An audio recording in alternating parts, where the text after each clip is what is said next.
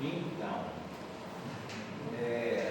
eu não sei se a gente deixa nesse escurinho, Tá bonito assim. se bota um pouquinho de luz. Põe uma luz aí para ver qual que vocês preferem. Assim? Gente, boa noite, que Jesus nos ilumine a todos nós nesse instante, hoje, todo sempre. Então, hoje nós vamos falar um pouquinho aí, sobre a humildade.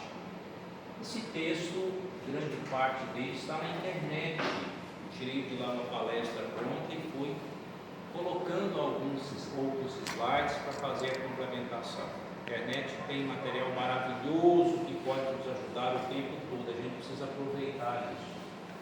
Então, em busca da humildade, olha só, esta imagem e aquele texto de Emmanuel parece que já é o suficiente para a palestra da noite. Porque veja bem, olha, Jesus é o maior modelo para todos nós. É uma questão perguntada lá no Livro dos Espíritos, e aqui mais uma vez, na questão da humildade. Ele, como governador da terra, está nessa condição aqui, na humildade, de estar servindo aqueles que estavam como seus discípulos. Então é o nosso modelo que nós vamos falar ao longo um pouco mais sobre esses aspectos.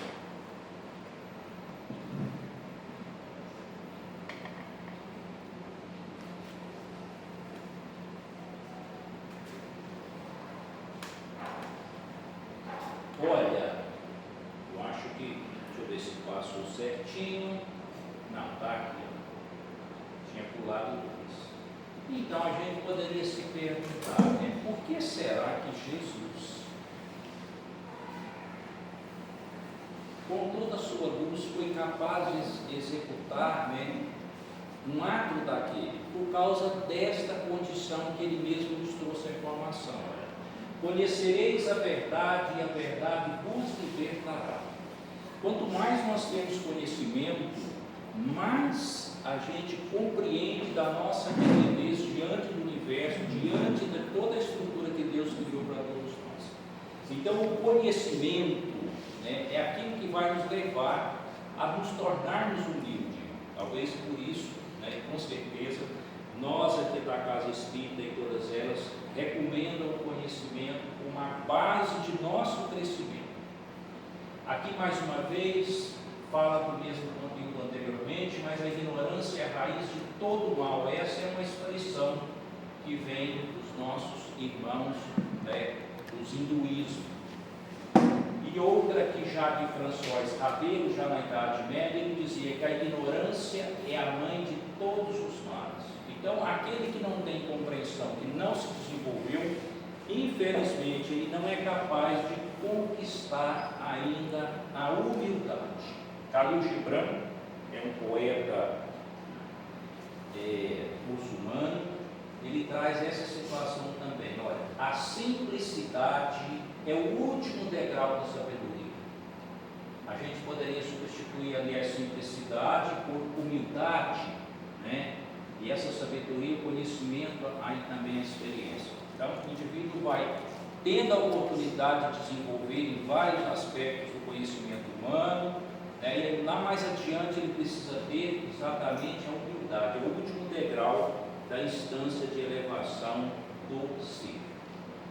Nelson Mandela, que também acabou se tornando um exemplo de humildade, ele tem uma expressão interessante. Veja bem, olha, ninguém nasce odiando outra pessoa pela cor de sua pele, por sua origem ou ainda por sua religião.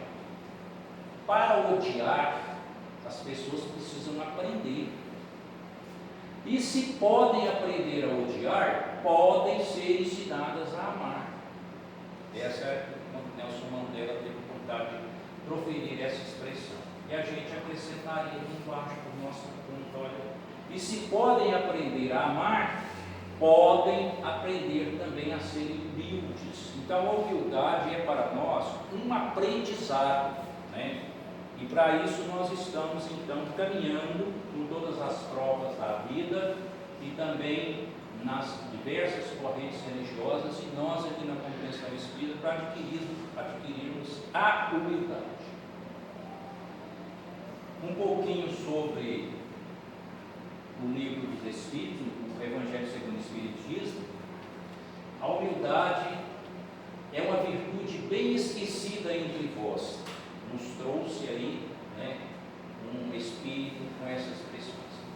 Os grandes exemplos que nos foram dados são tão pouco seguidos.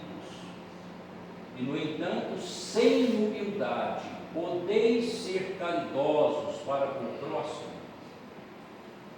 Seria possível? Não é possível. Humildade é a base, né, que vai nos permitir sermos caridosos. Essa expressão, então, é do Evangelho segundo o Espiritismo.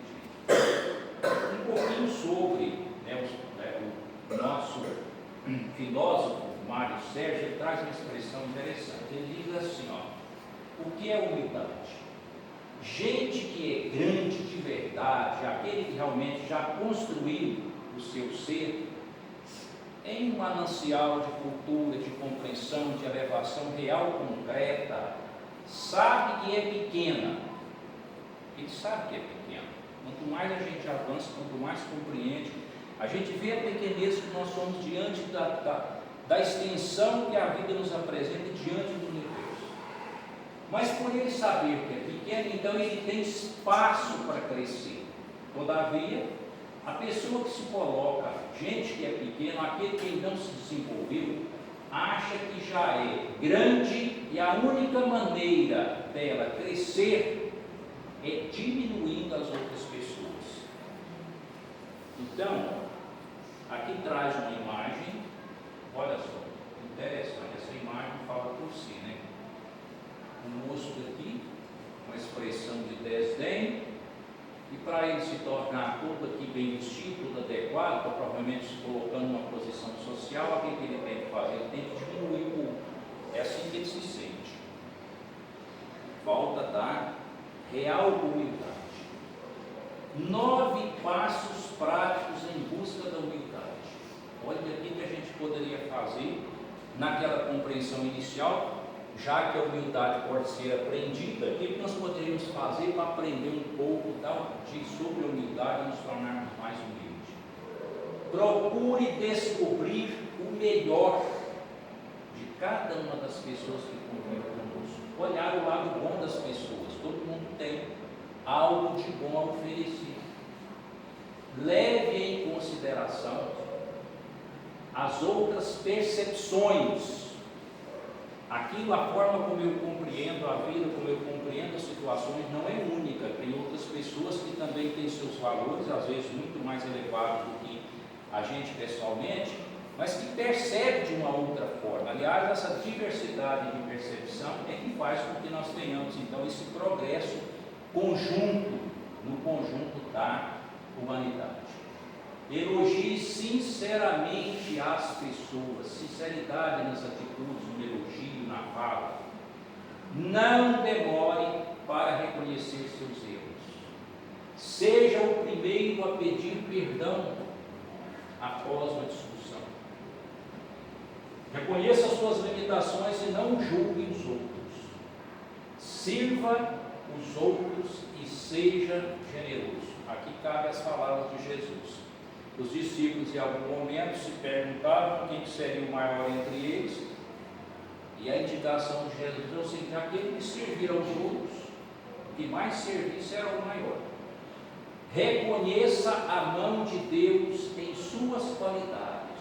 Olha, quando isso aqui não acontece, nós nos tornamos petulantes, soberbos, né? Subimos num pedestal.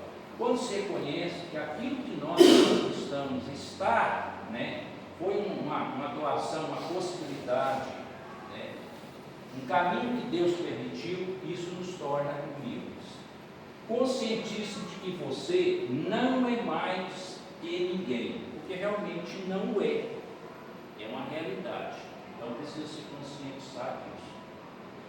Só a humildade permite o crescimento real e concreto na vida física ou na espiritual. Só a humildade. Olha, mas por que é porque só ela? É porque quando eu entendo o que eu sou, o que eu já alcancei, já é alto demais, eu não tenho espaço para crescer mais. Se eu entender que aquilo é muito bom, mas que ainda eu posso estar numa condição muito melhor, se eu tenho humildade de reconhecer que há muito mais ainda, isso abre espaço para o nosso crescimento. Seja nos aspectos da nossa vida, no crescimento de cultura, de elevação, enquanto na vida física, ou mesmo lá no plano da espiritualidade. O poder e a consideração, questão 275 do Livro dos Espíritos. O poder e a consideração de que um homem gozou na terra lhe dão supremacia nos mundos dos espíritos? Pergunta foi feita então aí para os irmãos espirituais. E a resposta é não, pois os pequenos serão elevados e os grandes rebaixados. E aí recomenda que a gente leia os Salmos. Então, aqui nós poderíamos ainda dizer, a gente sabe que a humildade é aquilo, é a passagem que nos permite entrar no plano da espiritualidade, com louvor, ser bem recebido, porque nós executamos um trabalho de valor e temos a humildade para não se exaltar com aquilo. Então, é o que ele coloca nessa situação que aqui está.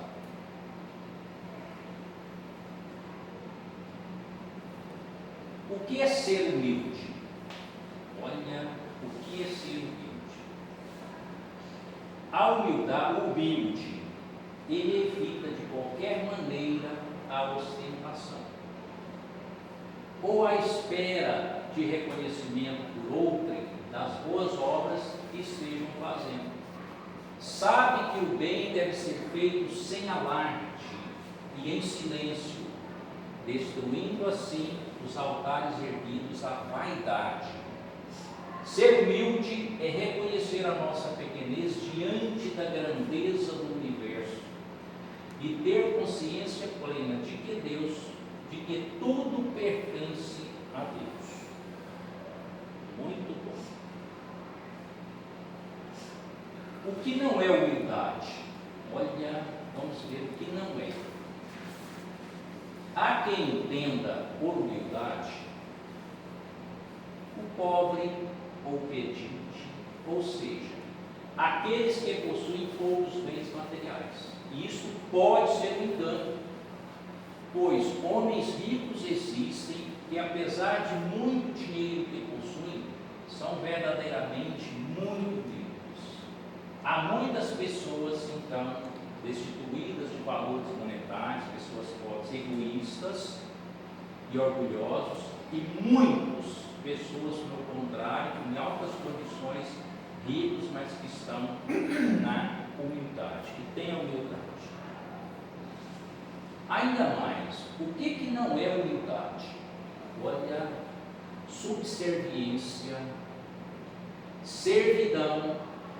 Uma pessoa que, infelizmente, muitas vezes por causa da condição que ele se encontra, por causa da cultura ainda não desenvolvida, por causa da condição escolar ainda bastante precária, então o indivíduo se torna muito servil, ele não tem condições de raciocinar, de compreender a situação que ele está. A submissão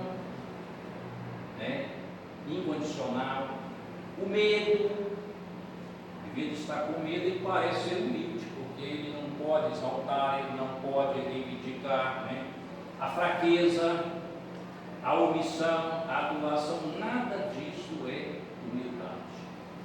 São dificuldades que o indivíduo ainda carrega consigo e que só com o tempo, com a sua melhoria, com a oportunidade do estudo, com a oportunidade do crescimento, é que ele vai vencer essas situações que não o ajuda e que não é de elevação. Emmanuel traz aqui uma maneira de dizer sobre a humildade que é impressionante. Olha só para vocês verem. Vamos olhar. A humildade não está na pobreza, não está na indigência, não está na penúria, ou na necessidade, ou na nudez, e nem na fome. A humildade está na pessoa que, tendo o direito de reclamar, julgar, reprovar e tomar qualquer ato, qualquer atitude compreensível no brilho pessoal, ele apenas abençoa. Esse que assim procede conquistou a humildade. Quantas vezes Jesus teve a oportunidade de mostrar essa situação? Estava sendo crucificado e dizia: Pai, perdoa-os, porque eles não sabem o que fazem, demonstrando a humildade. O reino dos céus é dos simples. Em todas as circunstâncias, Jesus põe a humildade na categoria das virtudes que aproximam de Deus, e o orgulho entre os vícios que dele afastam a criatura. E por isso, por uma razão muito natural, há de ser a humildade um ato de submissão a Deus, ao passo que o orgulho é a revolta contra ele. Mais vale, pois, que o homem, para a felicidade de seu futuro, seja pobre em espírito, conforme o entende o mundo, e rico em qualidades morais. Muito bem. Olha que interessante essa expressão aqui. Se a humildade é uma virtude, qual é o vício que ela combate? Ali ele coloca assim: o orgulho se preocupa com quem está certo. Quem será que está certo? Esse é o orgulho. A humildade se preocupa com o que está certo.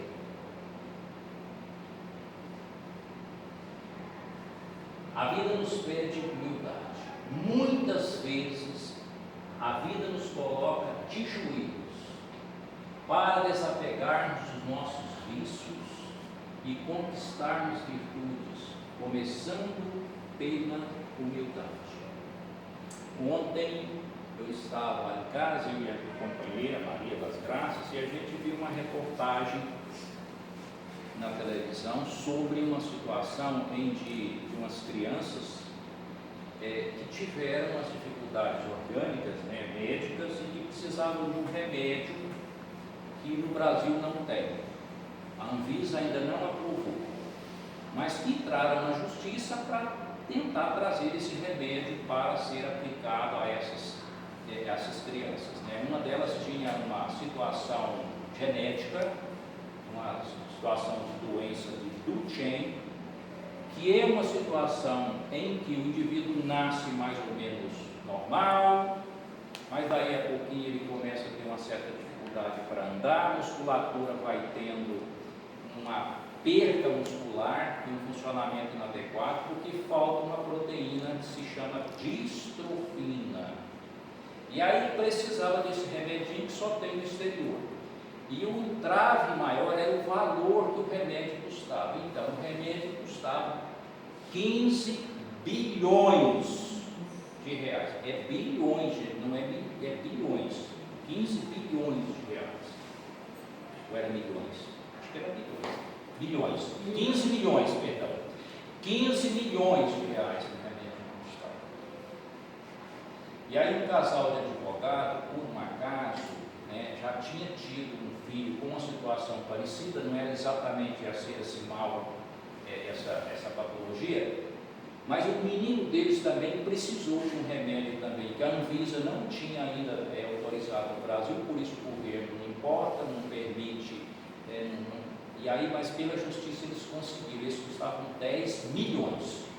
E aí esse casal de advogado com os filhos, 2 filhos e com os 2 com problemas, ao fazer o uso desse medicamento, já estavam em condições melhoradas. E aí passaram a ajudar outros casais e chegou nesse outro, então, com esse mal genético de Duchenne, que há uma dificuldade aí na musculatura.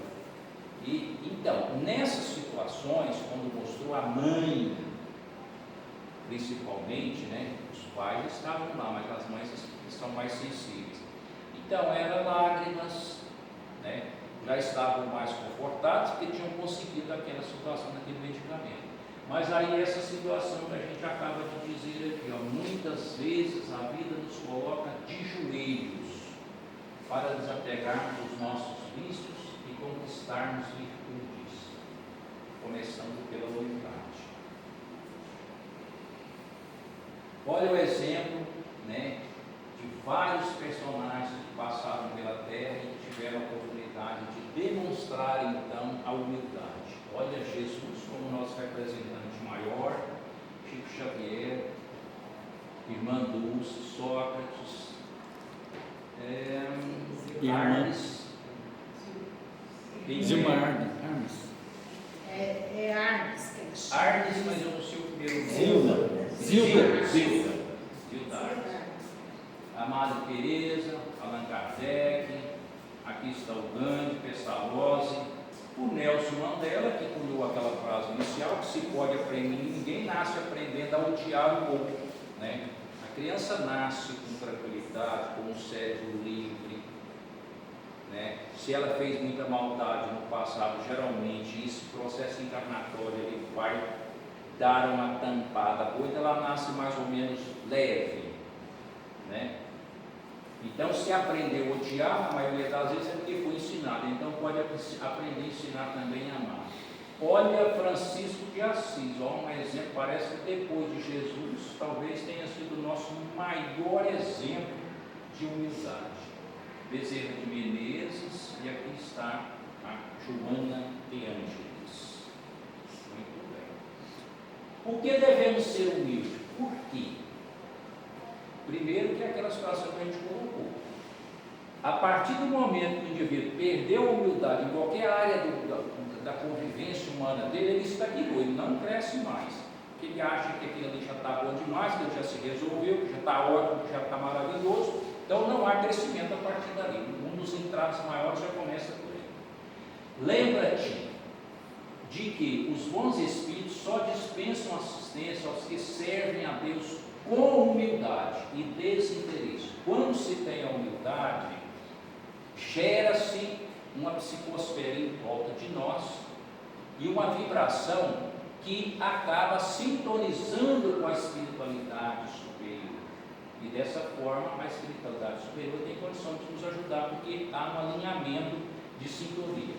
E que repudiam todo aquele que busca na senda do céu um degrau para conquistar as coisas da terra, que se afasta do orgulhoso e do ansioso. O orgulho e a ambição serão sempre uma barreira erguida entre o homem e Deus.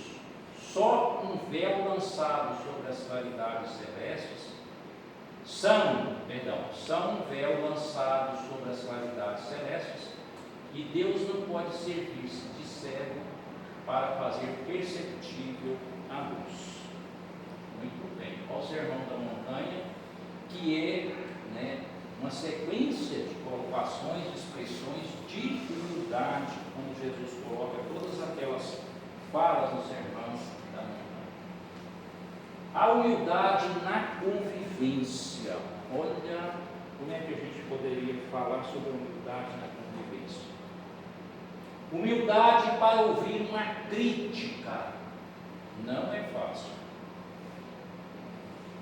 Para aceitar a observação sobre algo que falamos no estudo, por exemplo, para tirarmos nossas dúvidas com um companheiro que tenha mais experiência, para dizer, não, eu não sei, mas vou estudar e depois retorno ao assunto.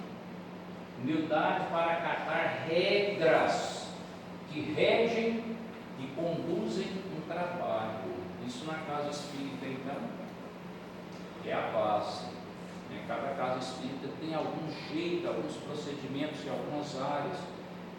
E aí é preciso que o trabalhador que ali se integre, que ele seja humilde o suficiente para entender que aquelas regras são necessárias. Não pode ser feito do jeito que cada um quer fazer. Palavras e ensinos de Jesus. Aqui tem uma expressão, foi trazida aqui por Caibal Chuva, conspire início do século passado. Os pobres de espírito são os humildes que nunca mostram o que sabem e nunca dizem ter o que têm. São simples no falar, sinceros e francos no agir. Os pobres de espírito são os que estudam com humildade. São os que sabem que não sabem tudo. São os que imploram de Deus o amparo indispensável às suas almas. Para estes, Jesus disse: bem-aventurados os pobres espíritos, porque deles é o reino dos céus. Esta gravura apareceu no nosso WhatsApp semana passada, eu acho, no grupo da Casa do Caminho. Eu acho que foi a Benta que colocou, Benta, não sei. Foi não, alguém colocou lá, eu achei tão interessante. Perguntar ao grande matemático árabe, ele tem esse nome quase que impronunciável para nós, sobre o ser humano, que este respondeu: olha, se o ser humano tiver ética, então ele é o número 1. Se também for inteligente, acrescente 0, e será 10. Se também for rico, acrescente mais um 0, e será 100. Se também for belo, acrescente mais um 0, e será 1000. Mas se perder o 1, que corresponde à ética, então perderá todo o seu valor, e restarão apenas zeros. Olha que coisa interessante. Da mesma forma, nós podemos fazer nessa expressão deste matemático, substituirmos isso aí pela humildade. Olha só, o que é o ser humano perante a espiritualidade, perante aquilo que nós vamos encontrar quando nós deixarmos este corpo físico. Se nós tivermos a humildade, podemos dizer que nós seremos um. E aí vem uma série de outras possibilidades que vão nos ajudar. Se nós tivéssemos feito aqui, o bem, uma certa quantidade, acrescente mais um 0. Se tivermos tido uma boa educação e compreensão para com os outros, mais um 0, já foi para 100. A gente pode acrescentar ações boas, mas se a gente tem um corolário já, um conjunto de atitudes que nos enobrece o ser, mas se faltar o número 1, que é a humildade, tira 1, vai ficar tudo zerado. Na hora de fazer a passagem para a espiritualidade e ter a oportunidade bendita de ser acolhido pelos irmãos espirituais que estão em condições melhores, vai nos faltar a humildade, que é a base. E aí, olha, infelizmente nós seremos convidados a recomeçar lá no finalzinho da vida de novo, pela bondade de Deus, provavelmente uma nova reencarnação para recomeçar o processo. Que Jesus nos abençoe muito, mas eu trouxe isso aqui para a gente comentar um pouquinho. Eu ainda tenho aqui uns 10 minutos, menos do que isso, então vamos continuar. Essa lição foi aquela que nosso companheiro Edson, no livro O Ensino lá. Isso está no livro Passos da Vida, de Francisco Cândido Xavier, através de Emmanuel. Amigos e inimigos. O amigo é uma bênção. O inimigo, entretanto, olha só o restante da frase, é também um auxílio, se nós dispormos a aproveitar. Mas é muito difícil nós aceitarmos e aproveitar inimigo. Vitor Hugo tem um texto que é impressionante. Eu não vou citar apenas uma parte do texto, primeiro porque eu não lembro o texto todo e não é o caso, mas a expressão do pensar de lá. Ele diz assim: primeiro eu desejo que você tenha amigos. E aí ele explica por quê. Porque o amigo vai ser um companheiro, vai te ajudar. E na próxima frase ele diz assim: mas também eu desejo que você tenha inimigos. e que pelo menos um deles seja sincero o suficiente, porque ele vai te apontar suas falhas. Infelizmente, nós precisamos, entender aqueles que são contrários às nossas vivências, às nossas atitudes, por esse ângulo. Divaldo Franco, todo mundo já, provavelmente todos nós aqui conhecemos bastante a história dele. Ele lutou bravamente nesta encarnação, porque havia um companheiro espiritual, um irmão espiritual, que não o queria bem, porque eles tiveram entraves em reencarnações anteriores, Então era aquilo que a gente denomina na compreensão espírita de obsessor. E este espírito teve a oportunidade de pregar várias peças nele, criar várias situações complicadoras, embaraçosas e bem ruins. Certa vez ele dizia que caminhava pela rua e de repente uma pessoa simplesmente o acertou. E depois de esbofeteá-lo, pediu desculpa. Não, pensei que isso era uma outra pessoa. E aí, quando ele, com a visão espiritual, olhou, o obsessor estava rindo do lado. Então o obsessor dizia para ele: o dia que você pisar fora do caminho, eu te pego. Olhem para você ver. Então esse inimigo, digamos assim, foi o personal trainer espiritual dele, porque ele estava ali firme e volta. Se pisar na bola, ele pega. É o inimigo que está ali para nos apontar aquilo que nós não estamos fazendo, que é de nossa obrigação. O companheiro enxerga os nossos acertos, estimulando-nos na construção do melhor de que sejamos capazes. O adversário identifica os nossos erros, impedindo-nos a suprimir, impelindo-nos a suprimir a parte menos desejável de nossa vida. O amigo rejubila-se conosco diante de pequeninos trechos da tarefa executada. Não, parabéns, que maravilhoso, está ótimo, você já fez muito, Mas o inimigo nos aponta a extensão da obra que compete delas. Você já fez só isso aí, tem um monte lá que você não realizou. E a gente, nesse instante, lógico, vai ficar contrariado. Mas é preciso, como diz Emmanuel ali naquele começo, a gente começar a treinar, a aproveitar este indivíduo, que está no nosso caminho como uma oportunidade de nos tornarmos melhores. O inimigo o companheiro nos dá força, o adversário nos mede a resistência. Quem nos estima frequentemente categoriza os nossos sonhos por serviços feitos, tão só para induzir-nos a trabalhar, é um estímulo. Quem nos hostiliza, porém, não nos nega valor, porquanto não nos ignora, e sim nos combate, conhecendo-nos a presença em ação. Na fase deficitária da evolução, que ainda nos caracteriza, precisamos do amigo que nos encoraja e do inimigo que nos observa. Sem o companheiro, estaremos sem apoio e sem o adversário, sermos a indispensável enorme elevação para não tombar em desequilíbrio. Isso porque o amigo traz a cooperação e o inimigo forma o teste. Qualquer servidor de consciência tranquila se regozija com o amparo do companheiro, mas deve igualmente honrar-se com a crítica do adversário, que o ajuda na solução dos problemas de reajuste.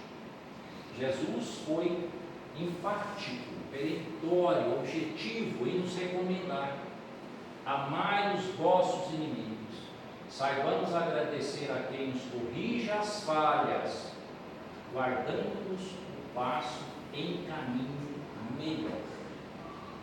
Para finalizar, a gente poderia lembrar aquelas imagens tão comuns dos nossos filmes sobre a vida de Jesus.